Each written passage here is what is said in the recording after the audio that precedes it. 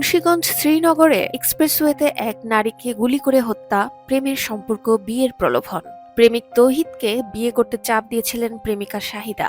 বাকবিতণ্ডার জেরে গুলি করে হত্যা করা হয় শাহিদাকে। যে পিস্তল দিয়ে শাহিদাকে গুলি করা হয় সেটি গত 5ই আগস্ট রাজধানীর ওয়ারী থানা থেকে লুট করেন সমন্বয়ক তৌহিদ। পরে ডিবি পুলিশ তাকে গ্রেফতার করে। ঘটনাস্থল থেকে সে পিস্তল উদ্ধার করে। থানার অস্ত্র লুট করে দেশের মানুষ খুন করছে বিএনপি সন্ত্রাসীরা, আর পুলিশ, র্যাব, যৌথ বাহিনী ব্যস্ত আওয়ামী লীগ নিধনে। এটাই বাংলাদেশের আইনের শাসনের অবস্থা। ইউনূসের অপশাসনের কথা ভুলবে না বাংলাদেশ।